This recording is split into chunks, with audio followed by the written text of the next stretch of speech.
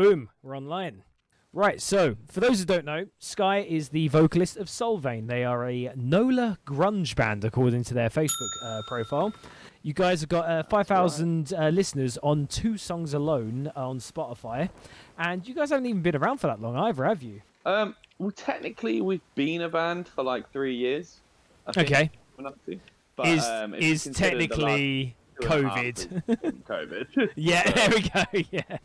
Every time we've picked up any momentum or steam, so to speak. Yeah. So what actually is a NOLA grunge band? What makes it different from grunge? It's aimed more towards like the southern, not South America, but like Southern America bands. Yeah. So like Louisiana and New Okay. Orleans, stuff like that. Oh, okay. I'm pretty sure the NO in NOLA is New Orleans and the LA is Los Angeles. Oh, okay. I learned something new today.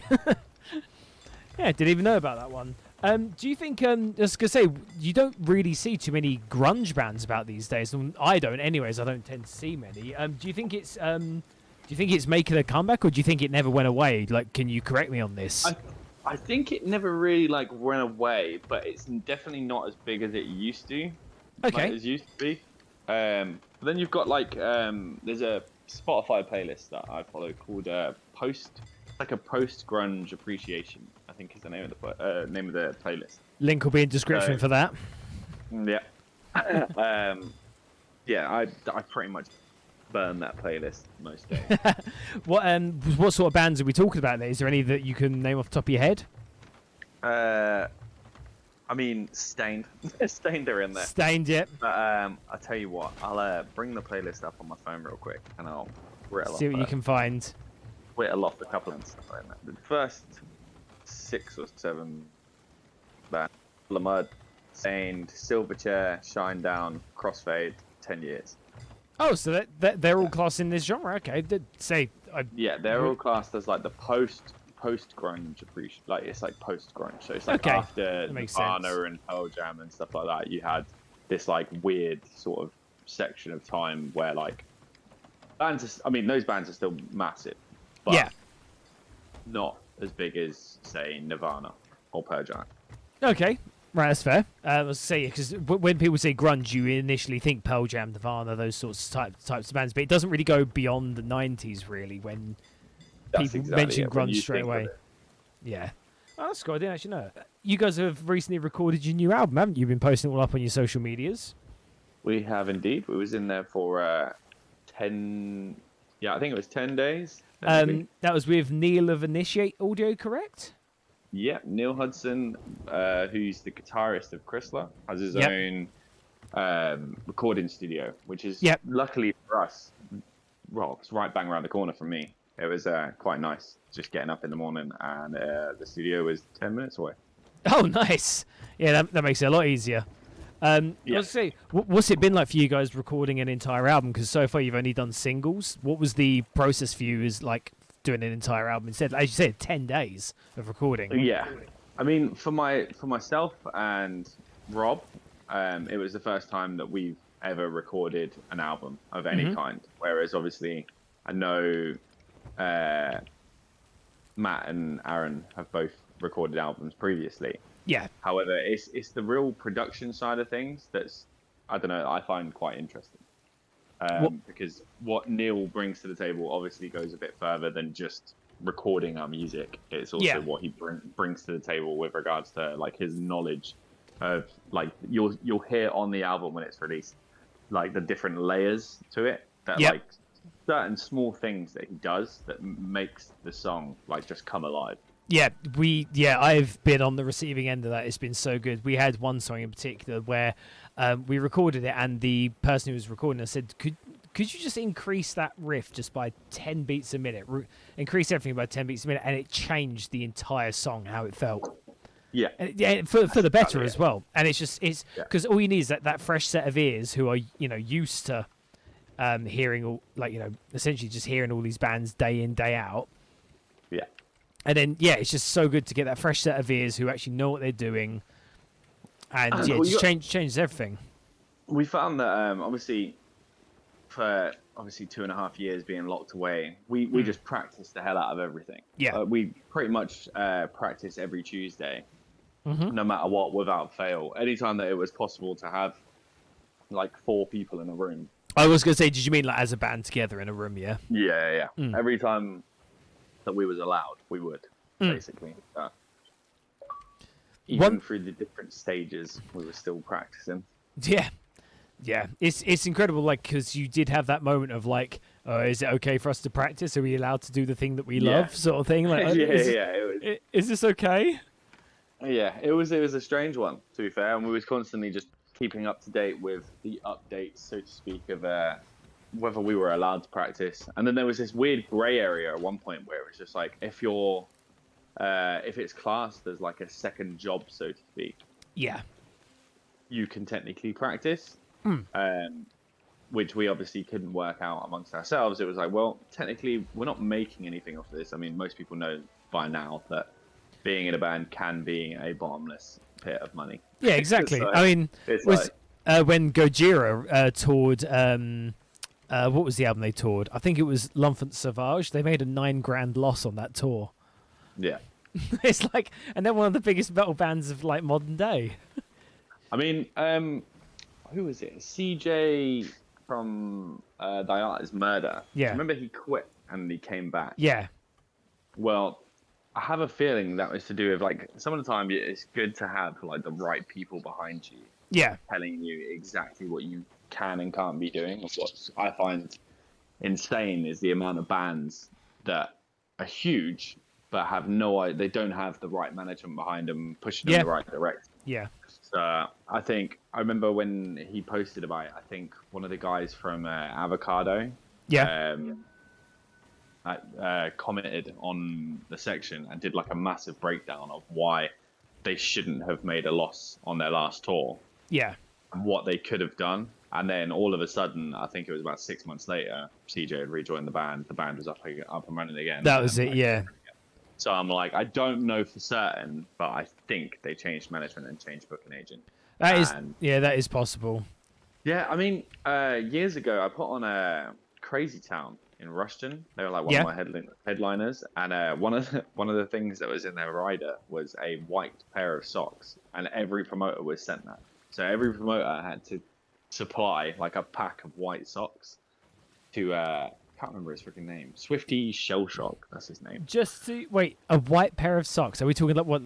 Was there anything else in there? Did it have to be ankle, or were they like? No, he literally just said a plain white pair, like pack of plain white socks. I would have pissed. End of their tour. I would have gotten some thigh highs. Just really annoy him. I mean, you didn't specify. Yeah. I was gonna say, what can we expect from the album that's new from your singles that you've released so far? Well, the singles, from our point of view, I think are quite similar in style.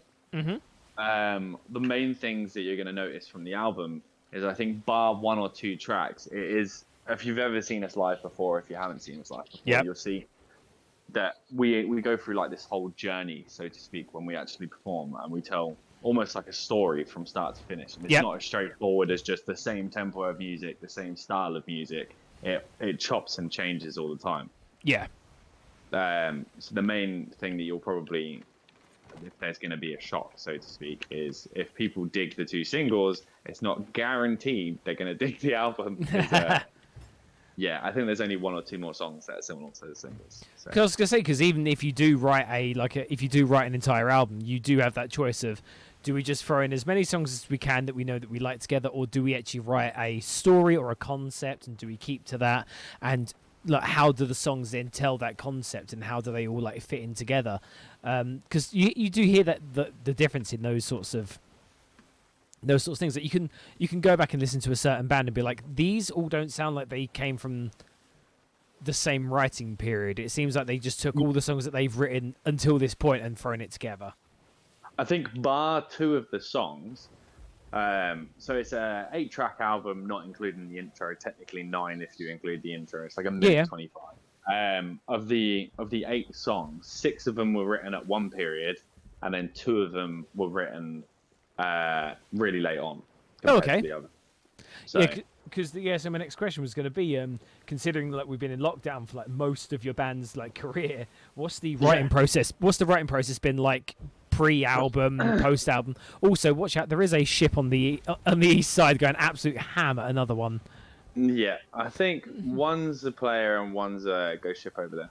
Yeah, fair. But yeah, I was saying, so what's your writing process been like during COVID with the 2 singles, and then more recently as well? Like, has it been very similar, or? I think one of the strange things of us is we don't necessarily go the more what's the word, like usual route that most people take when writing music. Sometimes it can just be as basic as literally we start playing something, like Aaron will start playing a random riff or whatever, and then Matt will join in and start playing a bass line over that, and then obviously Rob adds some drums, and I'll just be casually improvising, like completely improvise lyrics across it. Yeah, that makes sense. Just so you can get a feel for like where each, like from a writing process as a vocalist is getting a feel for the like how many syllables you can fit in certain places, and that side of things. Yeah, I mean, if your System of a Down, you fit 30 syllables into one. That's how it works. So with the actual writing of the album, then have you guys just been sat down more as a band together, or have you, because of COVID, have you spent more time apart and then come together and like, so while I've been away, I've got this, and this? Well, this was kind of it. There was although the 2 songs that were written from my point of view late, the actual songs, the bones of the songs have always been there. So we've kind of always had the album ready, so to speak. We've just tightened things up, moved things around, and then last but not least, obviously, from my point of view, I've written lyrics to it. Yeah, no, I get that. Yeah, I mean, the actual album itself has been ready for a long, long time. But it was just getting in there and actually getting recorded, because for a long time as well we couldn't even record. So I wonder how many bands are out there saying that very same thing. Yeah, so we've got like this 10 track out now. Oh, you guys must have been, have you guys like just written it? No, it's been ready for about 3 years. We just this is old. We're sick of it already. Because that's another thing that we got with Depravity is like one of these songs in particular, I think we've actually had for about 4 years. We could never get the outro of it right, and then all of a sudden it just clicked. And we're like, right, okay, we're gonna go and record this right now. We aren't dilly dallying. We are. Yeah. This is getting recorded if it's the last thing we do. Before you were like in Sulvain, Sulvain's your first band, right? That is correct. Yeah, because you. I mean, I was in a weird like kid band, so to speak, years and years ago. But we didn't do an awful lot with it. And then outside of that, I went. I guested on a tour for Pioneers. Okay. I don't know if you know them. They're Southampton-based. I want to say it's sort of like metalcore, but they had clean. They had like a lot more. The cleans had almost like a pop punk vibe to it. So they were the only 2 things in which I've done previously. Are they still going? Pioneers, I believe, is split up now. I'm pretty sure. Oh, okay. They've all but called it a day these days. That's fair. And the other one, there was 2 vocalists, so there was myself and another dude. And he still advertises that he's still the vocalist of them, but I've not seen them do an awful lot. Oh, okay. In all the years or anything. So that's fair. Because previous to being in this band, you've always been a promoter in the side of things. So how's the transition from being a promoter to actually being in a band, like swapping to the other side essentially? How's that been for you? You learn a lot more about the band side of things. Yep. Because obviously being a promoter, you feel like you're doing the best possible thing that you can for the promoter side of things for the band. But now being in a band, I've realized there's more that I could be doing. Yeah. Because I was going to say, like, what is it that you've learned for, like, because are you still promoting as well at the moment? You are, aren't you? I am, although I'm currently on like a mini hiatus because I think tickets. I've noticed the amount. I don't know if you have as well. The amount of promoters that have obviously putting on shows and they're just cancelling the shows due to low ticket sales and stuff. Yeah, I have seen. I have seen. Yeah, it's rife at the moment. People are still so used to being inside. It's getting people out is it's a tough one still. It is. So until that that changeover, so I notice a change in that side of things. I just financially couldn't risk doing it. So just taking on a pub now. So there's a good chance that I'll be putting on shows at the pub. That's cool. What pub's this and whereabouts is it? It's the Kingfisher. It's in Wellingborough Town Centre. Okay, so if anyone's in Wellingborough Town Centre and you see the Kingfisher, go in, say hi to Skye. Say 9 times out of 10 see me there. say that I sent you, then he'll give you the old "get out of my pub." That's it. Yeah. Yeah. It's myself and another woman, Melissa. Okay. We're running the pub together. Awesome. I'll say I hope that goes well. Say if you're able to do the make it into a venue as well, that'd be great. So would you feel that being a promoter has helped prepare you for being in a band? I mean, they're such different things. To be fair, the promoting side of things, I feel, is a job role that appeared because, and I know a lot of bands are gonna hate me for this, but bands got lazy, real freaking lazy, and because of that, because I regularly, I mean, we brought him up earlier, Neil Hudson. Yeah, I regularly talk with him, and back in the day, so to speak, a promoter was null and void. They weren't required at all. I think the promoter side of things has come along, and due to bands pretty much wanting to do the bare minimum, which I think as a band in Sulvain, we actually do really well at promoting ourselves. I never was able to understand as a promoter the amount of bands that I'd be putting on a show and they hadn't even posted a single post about it. Yeah. That they were even playing, and then they would then turn around and go, "Oh yeah, we're worth X amount of money," and it's just like, well, you could be worth that amount of money if you actually, advertised that you were even playing a show. It was something that I always used to get frustrated with as a promoter. It's just like, just because I'm promoting the event on a local scale, if you also promote the event, that's just extra promotion. And with the way that the reach works on, say for example, Facebook, but it goes the same it's the same algorithm across the board, really. Yeah. That for each time that you post something, ideally you want. So we do it as a band. Every time when we make a post, it looks probably weird to other people, but we all individually like the actual post from the band page, and then we all individually share to our own social media. Something as small as that, increases the reach behind every single one of your posts, and it's free. Yeah, because that's one thing I have noticed myself. It's like, if other people, it sounds weird, but the more likes you get on something, the more inclined someone else is to probably like that post as well. So if they see 4 or 5 likes on it, they go, "Oh, this thing must have really gained some sort of attention. Let me have a look. Oh, yeah, that's cool," and I'll send that another like. And just it's stupid because that's how the brain works. And there's part of you that wishes it doesn't. It's also the way that the actual algorithm for Facebook works. That for each time that someone likes, comments, or shares it, Facebook's algorithm allows it to appear on X more people's actual feeds. So you'll find that if you look into the insights behind pages and stuff. You'll find that obviously you could have one post that hasn't been liked or shared or by anyone will have I don't know, a 200 reach, but one post that's got 20 likes on it or whatever then has 30,000 reach or something stupid like that. Yeah, I get that. And it's so and it's super important to be interacting with your own pages. Yes. So that the more people can then actually see the post to interact with it. Because as someone like myself who's I'm always dancing around the capped friends on Facebook, so to speak. Yeah. Because there's a cap of 5,000, and when you dance around that sort of area, I mean, your news feed, you pretty much just see the same people. All the time, and it's the people that you're talking to. So anyone in which you message in your Facebook Messenger, that you will see their stuff in your newsfeed, and anyone that Yeah. you communicate with on Facebook, their posts will appear more.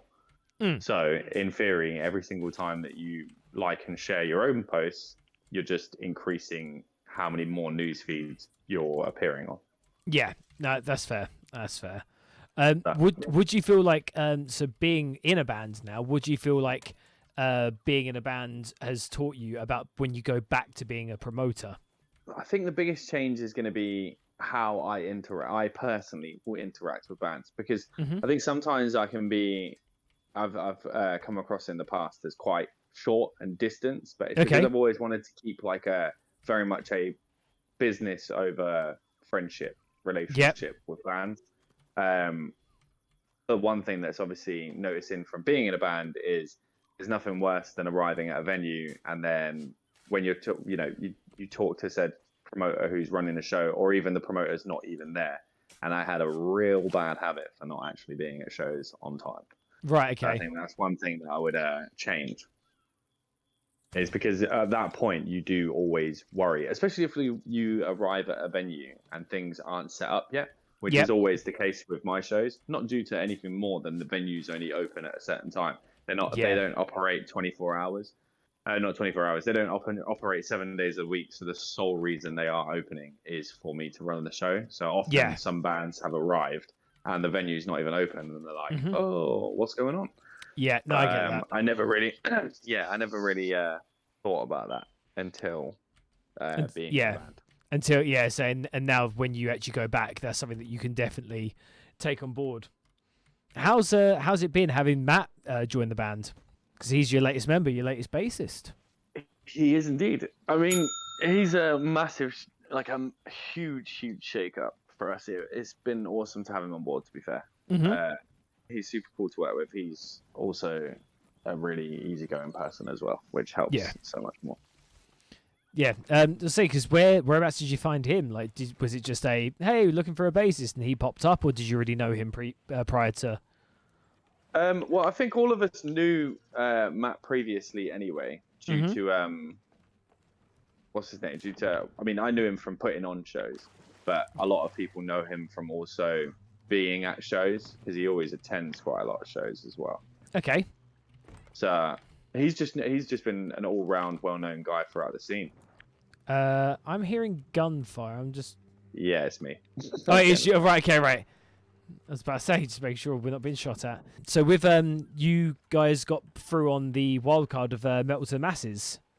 How you guys finding that at the moment? Like, man, it's the highest social media interaction we've had with like anyone, like with any post, let's say. Okay. So we're definitely noticing the effects of of being a part of Metal to the Masses, and to be fair, we've already surpassed far further than we expected to make it. Okay.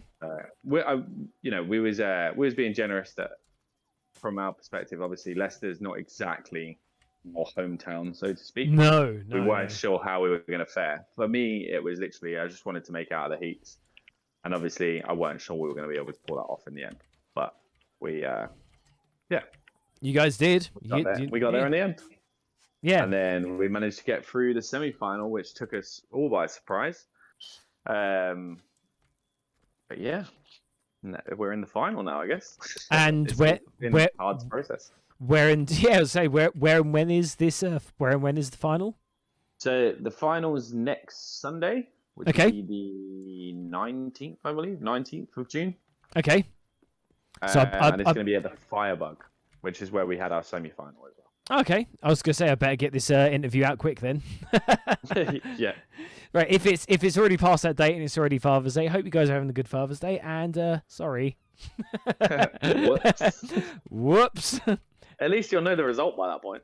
Yeah, exactly. Yeah, there's just gonna be like there'll just be like a quick like fade to like, so they're about to play Bloodstock, or they lost. Yeah. Just like a post saying, oh yeah, we can't take this, yeah, we give up now, we're done.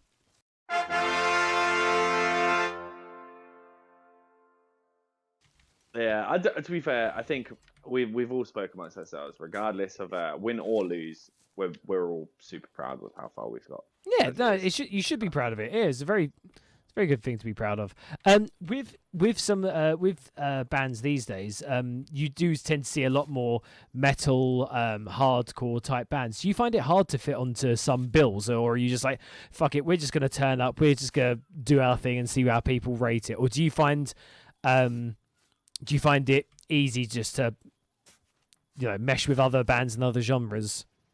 Yeah, I think if anything, we've probably benefited from the fact that we can fit on both the heavier side of things and on the lighter side of things. Because obviously, it's always a struggle for bands to find shows at the best of times. If you want to be gigging like non-stop. But us being so diverse, it's benefited us because we've been able to play on the lighter rock shows, but we've also been able to play on the heavy metal shows. Yeah. I do feel we're more suited to the sort of like the mid-range shows, so nothing too heavy. I don't think we go down amazingly well with like a deathcore bands or anything like that.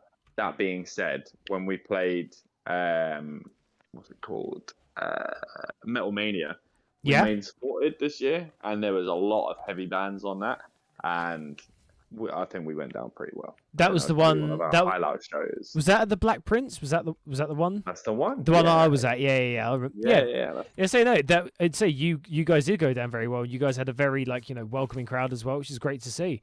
Even though, as you say, you were amongst death metal bands and stuff like that, but it all went down really well. You as an individual, you're a big old fan of the UFC.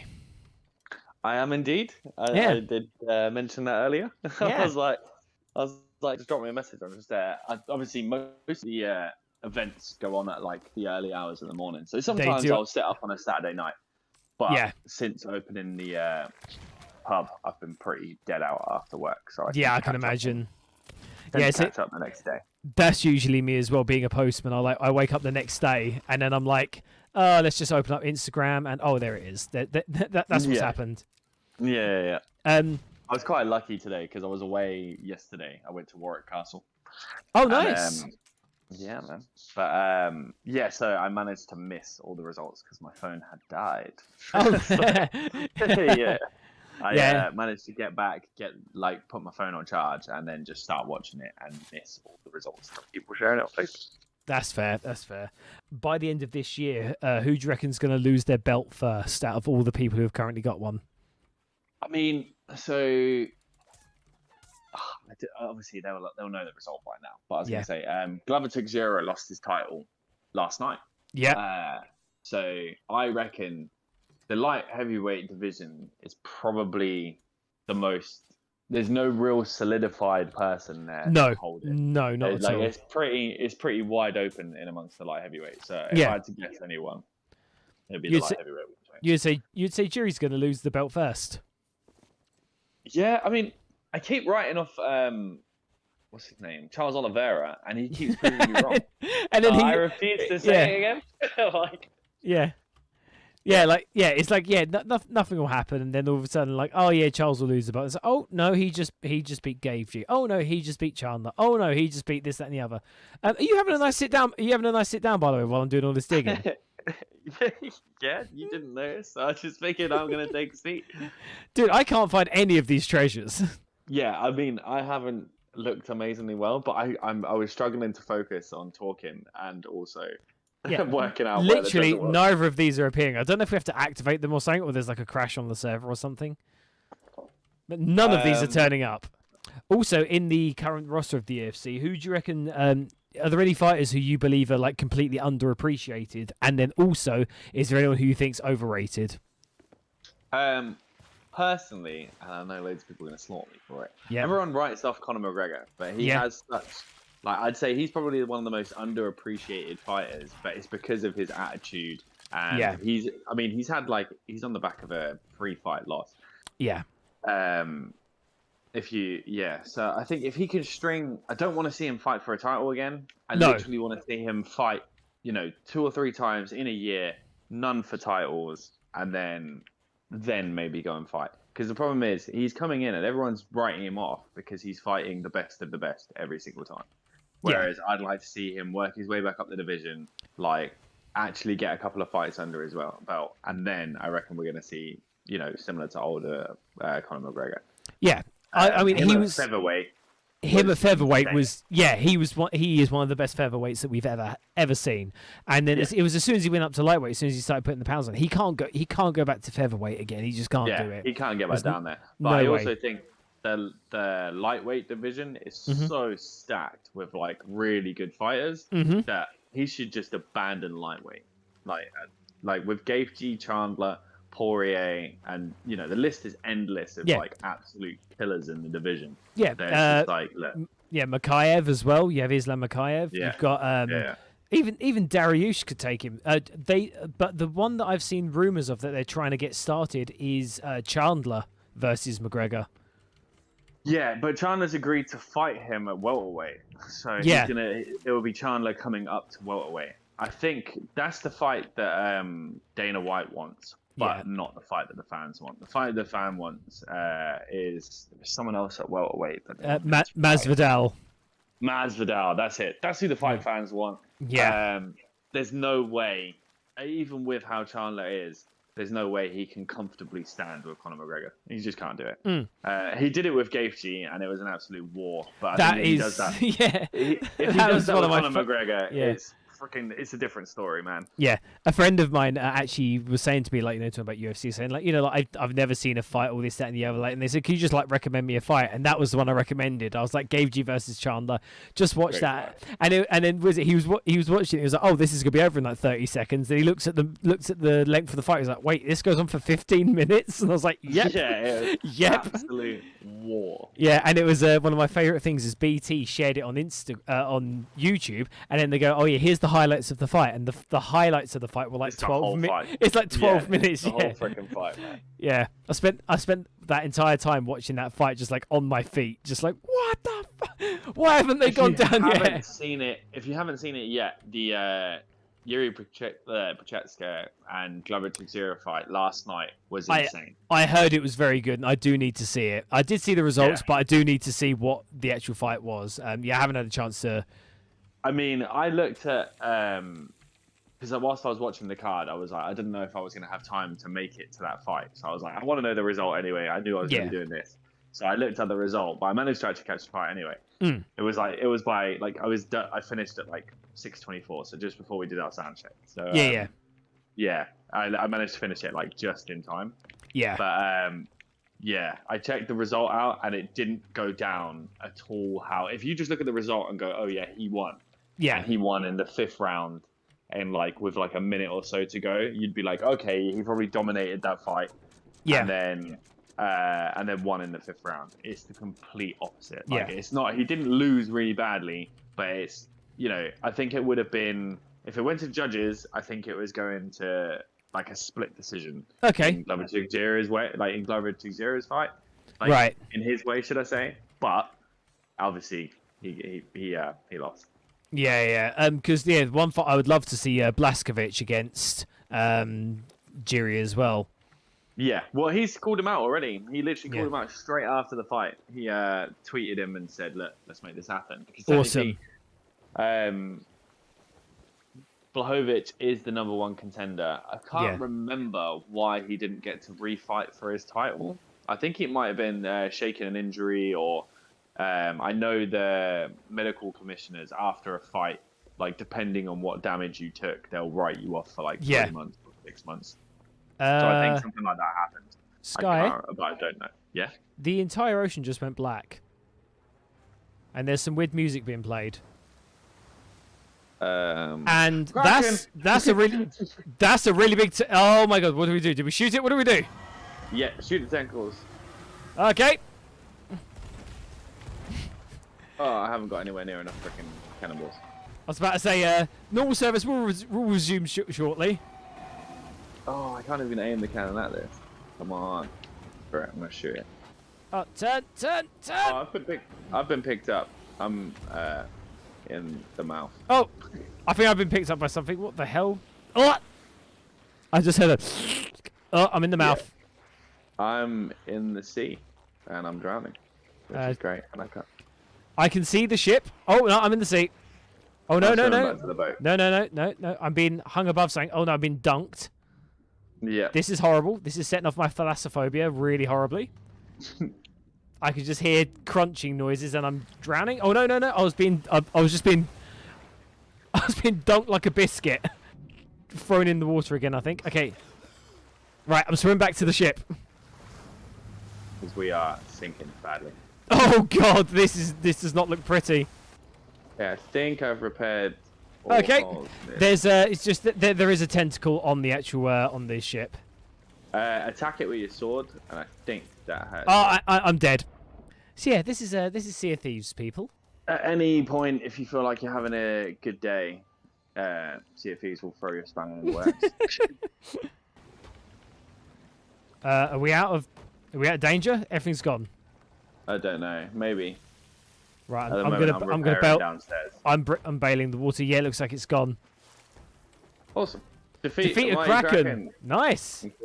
Make it retreat back below the waves. We defeated a kraken. Right. So yeah. So UFC. John Jones's return. How are we feeling? I've been waiting for it for so long now. He's definitely coming back at heavyweight. And apparently so.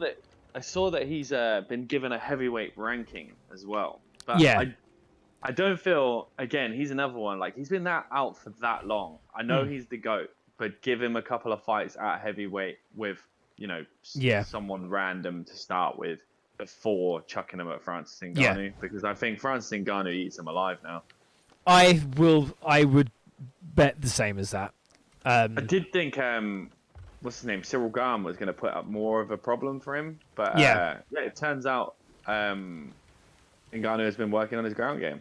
He certainly has, yeah. Which no one thought he would do. Nope. But that is exactly what happened. The only other UFC related one that I've seen is Alexander Gustafsson coming back. I mean, he's training again, but I can't see him coming back and making a big impact. I was gonna say because he has got a fight announced. He's on the UFC London. Yeah. With old Paddy Pimblett. Yeah, Paddy the Baddie. Paddy the hero, but he is a knockout waiting to happen. He is, that guy, he leaves his chin wide open, and he's got that whole Scouse thing about him. Like, I'm a Scouser, we don't get knocked out. But I'm like, if you leave your chin out to like someone who's top 15 fighter, they're taking your head off, man. You need to sort that out like fast. Yeah, because he did nearly get knocked out in his first UFC fight, and he was like, "Oh yeah, we don't get knocked out." He's like, "You nearly did," and then he's had two scares with it. So One of my, I do love how he was like, I'm Scouse, we don't get knocked out," and then you got like Darren Till there in the background, like, yeah, of course we don't. He's just like, about that. Yeah. Like, hey Masvidal, can I have my jaw? Can I have my jaw back? Masvidal knockout on him, but he was winning that fight. That was the crazy thing. Yeah, Till I was. I know, I was there. Oh man. I was maybe 50 to 70 feet away from the ring, and I heard him hit the ground. Yeah. Yeah, I can't wait to see him return now that he's been training with Chimaev, though. Right, so here's one question that I ask everyone who comes on this. Now I'm going to hold a gun to your head as I ask you this. Got it. What are your tour life hacks? What do you do on tour that makes your life so much easier? Vocal zone. Just vocal zone is the hack. I'm telling you. Before I was messing around with vocal zone, it was a sad life. Yep. I could definitely feel it strain more on my voice. But since using it, it's like having a breath of fresh air before you actually play. So, by the way, I'm not sponsored by Vocal Zone, but guys, if you're in chat, just let me know. I was gonna say, me too, man. I know loads of people that managed to get like endorsed by them, but then their actual endorsement thing on their page is like it's been down for like the last 2 years. Yeah, I'm like, now that I'm finally actually in a band being a vocalist, and I'm like, I can't even apply. the one shot I had. Yeah. Oh no, I get that. It's such a pain.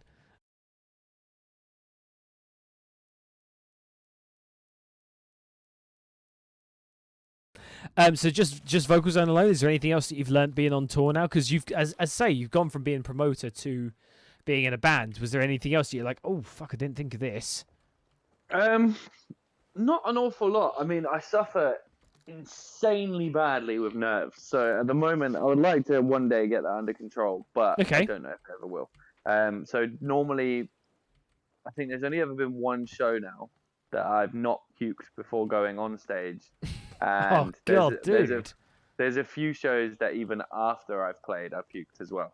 In fact, at MK11, when we played with Metallica Reloaded, we record all of our sets so that we can watch them back. I like to go over exactly what I'm doing on stage, and I'm like, okay, I could have done that a bit better. I could be doing something during this part when I'm not doing something, and we always try and reevaluate it. Okay.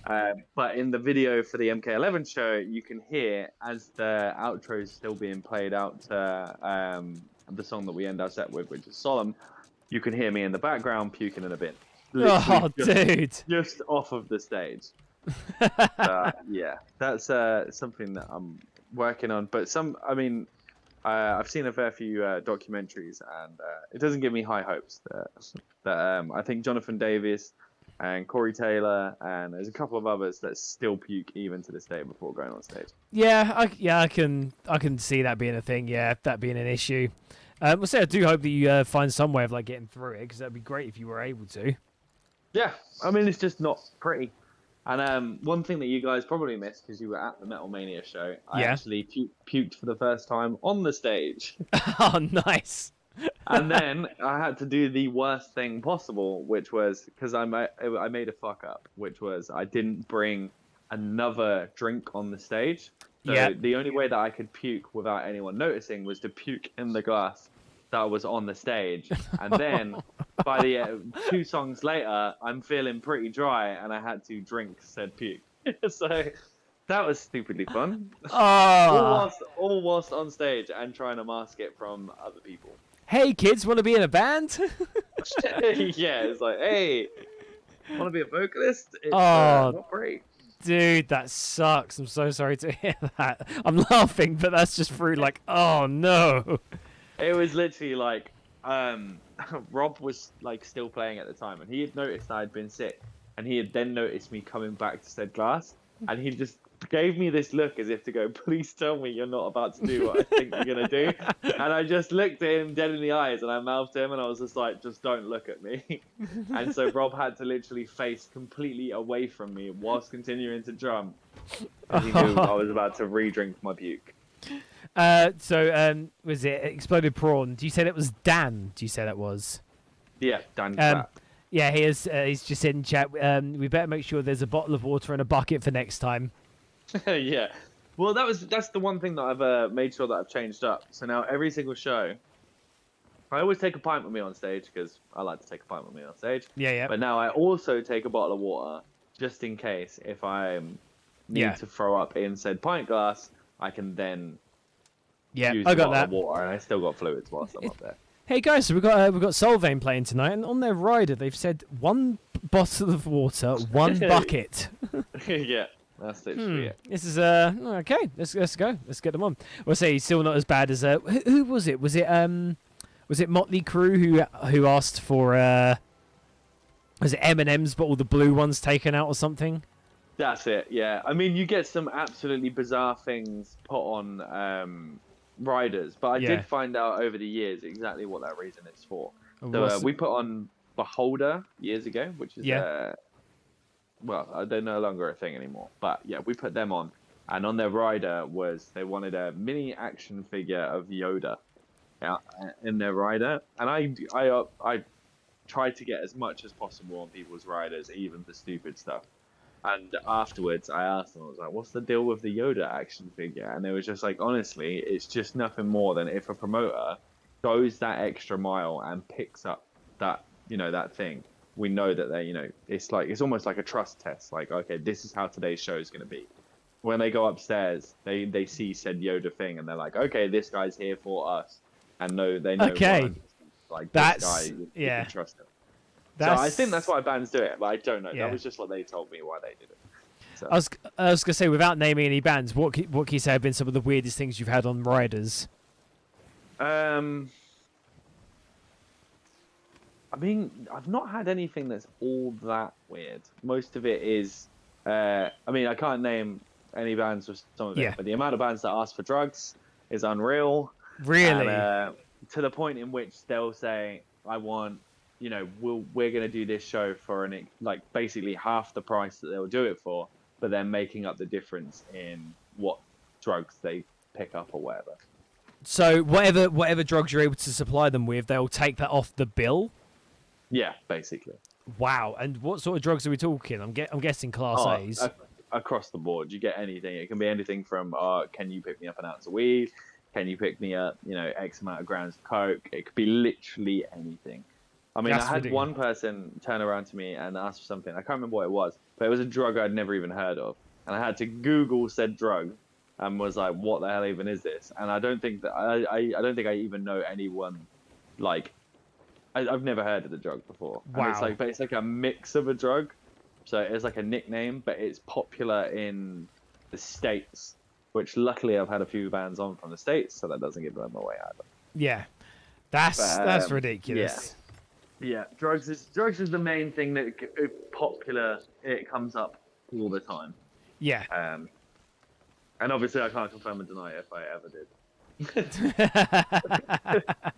Thank you. Yeah.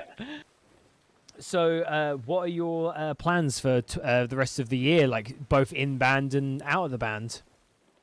Well, out of the band, I'm planning on focusing on the pub and then starting to get shows back up and running again. I think we're starting to get there, but I'm going to take it easy with regards to what I'm willing to spend out on it at the moment. Yep. Inside the band, we're just riding the wave, man. Every single time that we play, more and more shows keep coming up. We are in the looks for a booking agent now. Yep. So hopefully, fingers crossed, we can sort out a booking agent, because it's really good to have that gap between yourself and the promoter, or yourself and someone who's trying to book you, because then you know they can't haggle with you directly, and it's good to have someone else sort of talking on your behalf. Yeah. And going, you know, yay or nay, because otherwise they'll try and make some not exactly dodgy deals, but they'll be like, oh, you know, you can do it for this, blah, blah, blah. And it's just it's awkward. So yeah, but I mean, we're pretty open to playing most places outside of Northamptonshire, just for petrol. Like anything outside of Northamptonshire, we'll play for petrol. Locally, naturally, we try to run them ourselves as best as possible, unless, as you may have seen yesterday, we saw the big show opportunity come up, and we all agreed that it'd be worth it for us to go and play it. So we are playing with Crystal and Stormbringer at the Road Window. Yep. But yeah. No, that makes sense. But yeah, right. I think they're the main things. Do you ever see the possibility of the pub like accidentally getting in the way of the band at all? No. So that was the main reason that made the pub possible in regards to. So when I was offered the opportunity to take it on the pub, I was well aware in my own mind, not even just because of the band, but also I have my son a couple of days a week, so there was no way I'd be able to go into the pub and run it, sole hand, on my own. And it's actually it's been really good to actually have someone else on board, because I think there would definitely have been places, periods of time since we've even opened. We've only been open like 2 and a bit weeks. Okay. But, yeah, there would definitely have been places that I would have struggled on a, solo level, that having 2 of us on board that we can bounce ideas back and forth off one another has helped. That's good. That's good. Yeah, in short, Melissa, my partner in the pub, she's, we're working around the dates. Like, obviously she's got plans as well. So there's times when she's not going to be at the pub and I will be at the pub. And then there's times when she'll be, she'll be at the pub and I'll be away with the band. In fact, the hilarity behind it is the actual opening night of the pub, the official opening to the general public. I was gigging in Manchester with Sulvain. So what venue was you at? We was playing the Rebellion. Oh, I love that venue so much. It Much. That is really, a stupidly good sound, man. And it the is, sound isn't it? Yeah. engineer was an absolute dude. Yeah. Right. So, anyways, cheers for coming along, Skye. It's been great getting some insights into the band stuff and everything that you're going towards in the future. In the meantime, anything that has been mentioned in this interview has been linked in chat, including all the even including this man's new pub. I'll link that stuff up. Yep. Just don't trash the place, please. Because otherwise you'll be thrown out by Skye. Get out of my pub. So yeah. Anyways, cheers for watching, people, and catch you next time. See you later.